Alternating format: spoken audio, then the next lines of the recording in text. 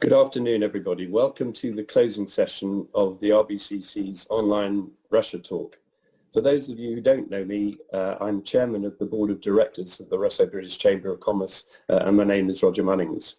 It's my great pleasure to introduce to you this afternoon the British ambassador to the Russian Federation, Excellency Deborah Bronert, and the Russian ambassador to the UK, Andrei Kelin. Deborah Bronert took a post as British ambassador to the Russian Federation in January of this year. Immediately before that, she was Director General Economic and Global Issues at the UK Foreign and Commonwealth Office, that's our foreign ministry, and prior to that she was Chief Operating Officer at the FCO. She's been in Russia before. Between 2002 and 2005, she was Economic Counsel at the British Embassy in Moscow. Andrei Kelin took up post in London in November in 2019. Before that, he was Russian representative to the Organisation for Security and Cooperation in Europe, and prior to that, he was Deputy Permanent Representative of the Russian Federation to NATO. So welcome to both ambassadors. It's great to have the opportunity to talk to you and for you to talk to our members. You're both relatively new in post and almost immediately were affected by the pandemic. What problems has the pandemic caused you in settling in? And what have you not been able to do so far in post that you would have wanted to do as a result of the pandemic? Ambassador Bronert, would you take this one first, please? Sure, thank you. And just good afternoon to everyone who's dialing in, and thank you, Roger. And it's good to see my counterpart, Ambassador Kelin. So you're right, it's been a rather strange time to start. I arrived back in Russia in the second week in January, and I have to say that my plan for my first 6 months really was, as you know, is really totally out the window. I mean, on the negatives, I think it's been pretty heartbreaking to see the human cost of COVID, both in Russia and in the UK. And yes, of course, lots of things I wanted to do, traveling around Russia's, you know, I know is an amazing country. From my time here previously, I haven't been able to do very much of that. I haven't been able to I haven't been able to meet all the people that I wanted to meet, although I have met a lot of people on Zoom and elsewhere. And of course, as with everyone else, I'm worried about what the autumn will bring. I should say there've been positives. I've been really proud in the way that the team, the embassy team here and our team in Yekaterinburg, we stayed here throughout, and we were able to help a lot of British nationals during the pandemic get home. I'm proud of the role the UK has played in developing new treatments, in vaccines, and of course we've also worked with the Russian government and the Russian administration, both locally to help keep staff and colleagues safe here, and but also to help British nationals get home. And we've obviously also been able to help some Russian nationals get home. So that's, I guess, has been another positive side. Despite the difficult political relationship, there's been a human level of cooperation that I think has been positive. Oh, that's great, Deborah. Thank you. And thank you also for appearing in the webinars which the RBCC has regularly transmitted. Thank you indeed. I should have said that's been a highlight as well. You're a flatterer. Ambassador Kelin, what has your experience been in London? Has it been difficult to settle in? Are there things you wish you could have done that you haven't done?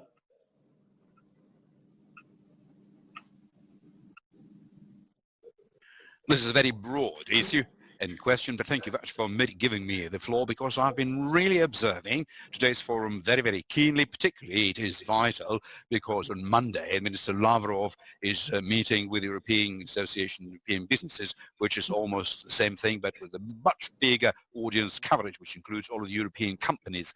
I immensely enjoyed a very deep analysis that Chris Weaver shared with us with respect to the state of the Russian economy. and the way it is going out of this difficult period, but unfortunately I didn't hear any word about the status of the UK economy in the same kind of environment, although we know that it is currently facing a great number of challenges effectively.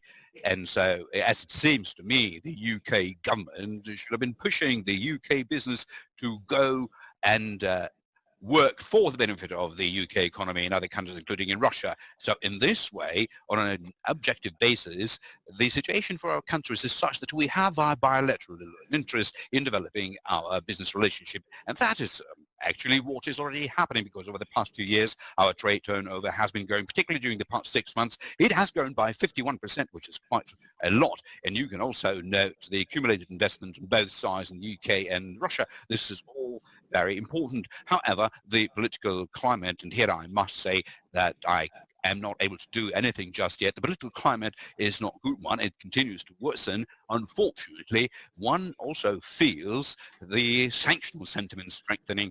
Certain stories are moving around which don't have anything to do with the real life. Look at the recent intelligence committee report, which essentially forbids the US companies to deal with Russia and the Russians.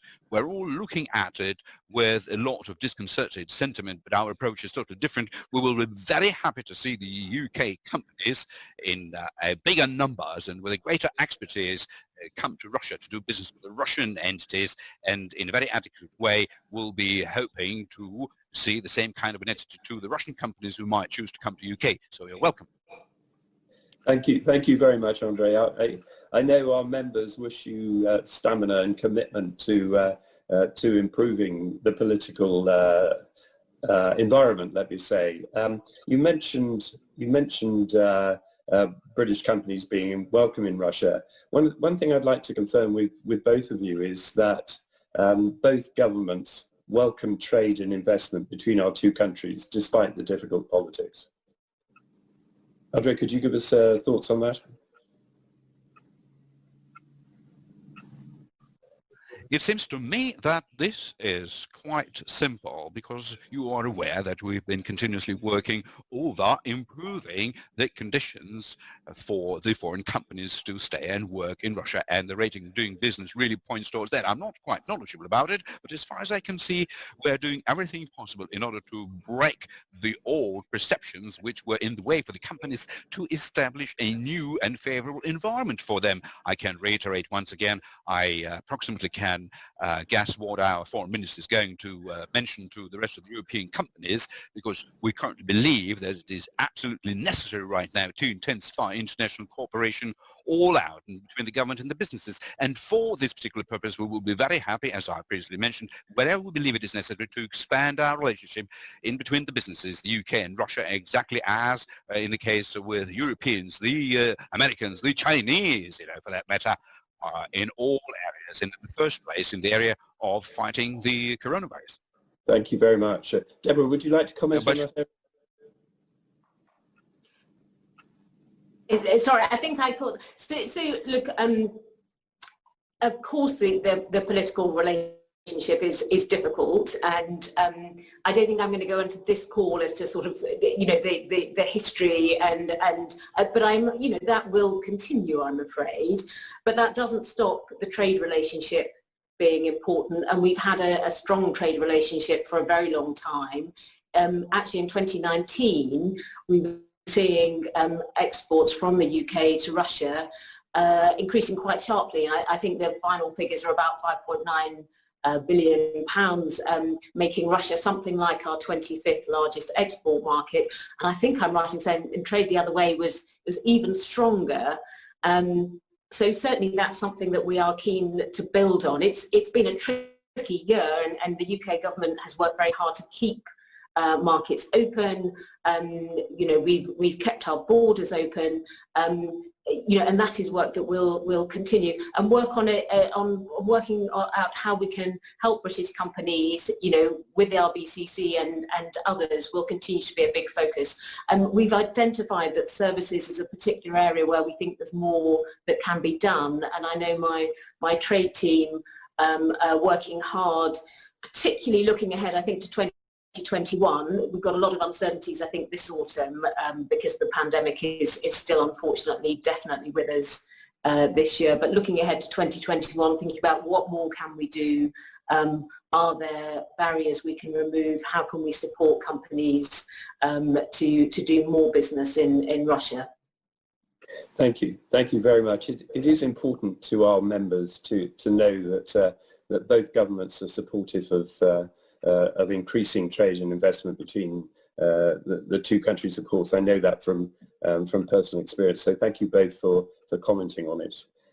Today we covered environment, sustainability and governance, the future of the workplace, infrastructure and national projects in Russia, and healthcare in the time of the pandemic. We had some fascinating discussions.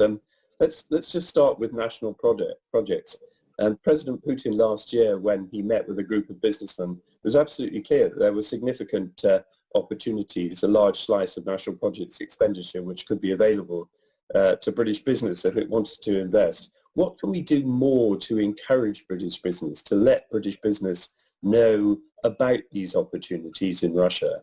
We, as has been said by Ambassador Cohen, we had a very positive, optimistic, almost optimistic view from Chris Weaver about the economic position in Russia. But how do we get British businesses more engaged and involved? So on the question of the national projects, certainly I think there's a lot of potential for UK companies. It does, of course, depend on how much they're open to foreign companies.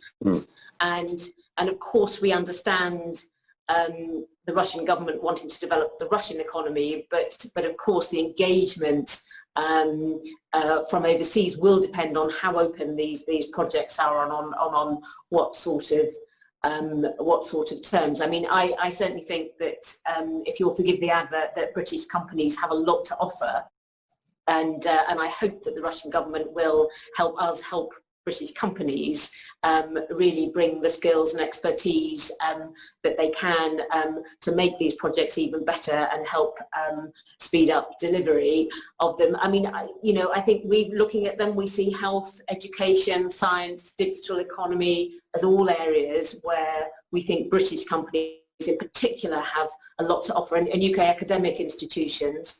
And of course on environment, ecology, low carbon, this is something that not just with Russia, but with many other countries, we're looking to work on helping all of our economies transition towards a cleaner, lower carbon future. And Russia clearly is one of the countries with us involved who has ratified the Paris Agreement, and we're looking forward to working with Russia on this low carbon transition on climate change. So both as a policy, if you like, but also as a really important area of business activity. Thank you. Ambassador Kellen, do you see areas for cooperation, areas where we can actually improve the way we do things to let British businesses know about the national projects in Russia, or the next stage of the national projects in Russia?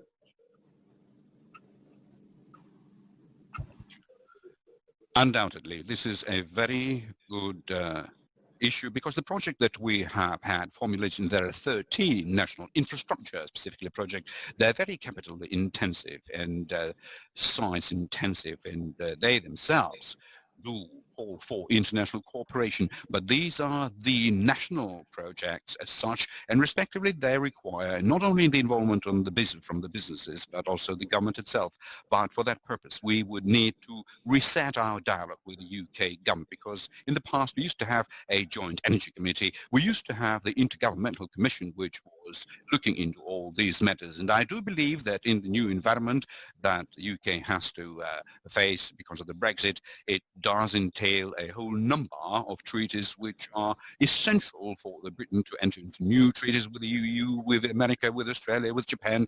However, alongside with this, one should not forget about Russia, because reformatting relationships is, amongst other things, a cause for these relationships being reformatted with Russia. We tried starting to do this work before Deborah came into the office, and so we need to relaunch it and continue it so as to recover certain structures which used to exist in the past, to also think about re-establishing an economic dialogue along the ministerial lines. I mean, the Foreign Ministry, the Russian Minister of Economy, Minister of Industry and Trade of Russia, UK DTI, and that would create the foundation upon which then the UK companies will be able to come to participate in the Russian national project. But this is something which is quite imperative. I won't ask Ambassador Bronner to comment on the progress of reintroducing those committees and cooperations, Ambassador. I'm sure they're at a very delicate nature. But what I would say is that business is always happier when there's dialogue at the intergovernmental level and constructive dialogue at the intergovernmental level. Do you sense any change in any developments in attitudes and behaviours towards environmental matters and sustainability as a result of the pandemic? Roger, is that a question to me? Yes, it is, Deborah. I'm sorry. So, look, I think it's quite early to say, but I would say that even this autumn, I participated, for example, in the Stolypin Forum, and there are various events that we are planning, unfortunately, pretty much all virtual and online. And we are certainly finding there's a lot of interest from companies in Russia about how they improve and work on environmental performance, low carbon and so on. And I think that's partly because of Russia's own commitments, but it's also looking at the way that the world is changing, the number of companies and countries who are making really quite significant commitments. And what that means is that it's really the moment now to start investing in new technologies, because the risk is that countries that don't do, and companies that don't do that will be left behind and will be left with assets that really aren't worth anything in a few years' time. So what I'm seeing in Russia, as in elsewhere, is a lot of interest as companies really start to think about what the global economy and what their economy will look like in 5 or 10 years' time, and the sorts of investments they need to be making now so that they're really well prepared. And I'm doing my own small bit, so I have the first all-electric flag car vehicle in Moscow, Jaguar Land Rover, of course, and well done. You know, but we're trying to make these sorts of investments in small and big ways, and working with governments and countries right across the world. Thank you. Ambassador Ken, do you want to comment, Andre, on that? What else is there to comment? Because I don't use electric car. You know, my car is on an internal combustion. Not but yet. I do agree with what Deborah is saying.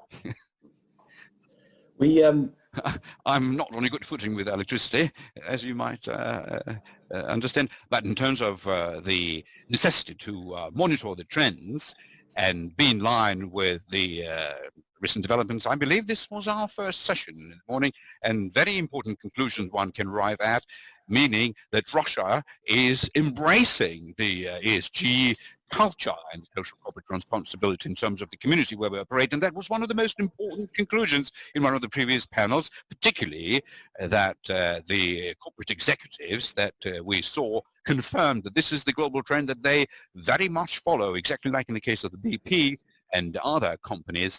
And from my personal experience, I do see that the Russian companies are ever increasingly are fitting themselves into the set of criteria that we see in Europe and in the West have been established for an honest, major, serious business. That is a very great achievement which should culture and in all possible ways develop further. Yes. What impressed me this morning about the sessions was the energy and commitment of the young CEOs we saw from Russia, from the UK, from around the world, to really grappling with the issues they face in the changed circumstances, and also looking very carefully at the environmental impact of everything they do. The pressure, of course, comes from young people who want to join companies who increasingly ask about the company's policies on environment and what it's doing to improve it, and of course from lenders through the City of London. And we heard this morning that London has really established a strong performance in the area of green loans and environmental based money for investment. So I think, as Deborah said, we will see faster change than perhaps any of us are expecting. Let me move on to health. We had a fascinating session on health in the pandemic as the last one before this interview, and I was speaking this morning with Minister Chairman of the Moscow City Government, and he told me that he had, along with Mayor Sobyanin, had been one of the volunteers for the vaccination with Sputnik 5 against COVID. Do you see areas of collaboration, Andre, between the UK and Russia in vaccine development, particularly against COVID? Of course I do, because we cooperate with AstraZeneca. I unfortunately missed out on the part of the panel about healthcare, but we have been informed that in cooperation with AstraZeneca, we're going to produce one of the vaccines at one of our manufacturing sites at Novosibirsk, and this is only part of a possible collaboration. We're not trying to, speak out and politicize our Sputnik 5 vaccine, but at the same time, it makes us really regret to see that the European Union programs do not call for any cooperation in terms of the Sputnik 5 procurement or joint trialing. But at the same time, I should say that they were fully open for such cooperation, because this is the first vaccine, and we're not trying to turn it into some sort of a race, because we believe it is much more important to achieve some sort of a breakthrough in helping people survive and beat this particular pandemic, because the faster it spreads out. I mean, the vaccine, after respective trials in different countries, because it is currently taking place in Latin America and India and in other countries, so as to understand and demonstrate that it's only something positive that it creates rather than negative. And this is one of the parts which we believe to be important. But yet again here I must say that it is necessary to establish relationship through official ministries. On our side, actually, we have contacted the UK National Health Service and the Ministry, but regrettably received a negative response. Deborah, would you like to comment on Ambassador Kelly's comment? So I actually, we maybe need to talk to one another, because we've also been trying to talk to the Russian Ministry of Health with perhaps also limited success. But anyway, we're but I do think both Russia and the UK have very strong science bases, and obviously I am very much hoping that, as Andre Kennan says, we will find that there's a suite of vaccines that are demonstrated to be both effective and safe. Obviously I want the British ones to be effective and safe, but frankly it would be fantastic if the Russian ones are too, and it's great that I think we've both got vaccines in phase 3 trials now, and I thought it was very positive that the Sputnik V phase 1 and 2 were published. The results were published in the Lancet, and that was something that was really welcome. I don't think it's just about vaccines. We have various projects between Russian and British researchers, and in fact one which launched the other day, where we're looking at, and this is a joint research project, looking at what's the most effective treatments, to try and come up with both some new research to track what works and what doesn't, and bring up an online diagnostic tool that will be widely available. That research will also look at some of the long-term impacts of COVID on people that we're starting to see. Of course, from a British perspective, we were really pleased when Russia participated in the vaccine summit that we hosted, the virtual summit we hosted on the 4th of June, and we are funding the international COVAX facility, So we put almost £600 million into that. £500 million we'll try and make sure that when we've got vaccines which are safe and effective, that we can actually roll them out, including to developing countries. And I'm hoping that Russia, which I know is also looking at international cooperation, will participate in that international World Health Organization supported group. So I think there's a lot to do, and I think there's a lot that we can all do to build confidence in the different vaccines which are coming forward by making sure that information is transparent and accessible, so that when we come to turn to our populations and say we found vaccine, well, hopefully we found vaccines which work and are safe, they are confident enough to accept them and to be vaccinated, because that clearly is one of the ways out of this sort of horrible pandemic that we are living through at the moment. Deborah, thank you very much. I think on that very positive note of constructive cooperation, I'm going to bring this short interview to an end. I wanted to thank you both on behalf of our members. My experience is that we have two very constructive, optimistic ambassadors in situ now, and we welcome that tremendously. I know you talk to each other. I've seen it happen. I hope it happens a lot, and I hope we make progress on the difficult issues between us. You have a very difficult job, and from all of our members to you, Deborah, and to you, Andre, we wish you commitment and stamina for the challenges in a difficult period. Thank you very much indeed. Thank you. Stay safe, everybody. Stay safe. Yes. Thank you, Andre. Thank you very much. Bye, Andre. Bye. See you soon. That's great. Now, it's my role in the job today to bring RussiaTALK to a close. We have had some extremely interesting panel sessions, and I hope all of you have enjoyed them a great deal. We've had a star cast of people taking part in the panel sessions, and some great moderators. And I'd like to thank all of them on behalf of the RBCC, the board of the RBCC, and of course you as our members. I'd like also to thank our sponsors today, and I'm going to mention each of them in turn, because sponsorship is critical to what we do, and in difficult periods then finding sponsorship is hard. So let me thank our platinum sponsors, EN Plus and Nornickel, our gold sponsors, Agreco, BP, Raven Russia, Synergy and Vitol, our silver sponsors, AstraZeneca and M, our bronze sponsors, Accelerate, Tinkoff and TMI. Thank you for contributing and helping us produce this online version of RussiaTALK. I thank both ambassadors. I'd like to thank their teams at their embassies, the Department of Investment and Trade in the UK, the Russian trade delegation in the UK and its head, Mr. Boris Abramov, the Chambers of Commerce in the Russian Federation and its head, Sergei Katerin, and of course Sergei Averin, who sits in the RBCC office in London. I'd like to thank the board of the RBCC for the tremendous support which they've given the executive team through this difficult period of the pandemic, and of course our patron, His Royal Highness Prince Michael of Kent, who as always is a source of wisdom and support.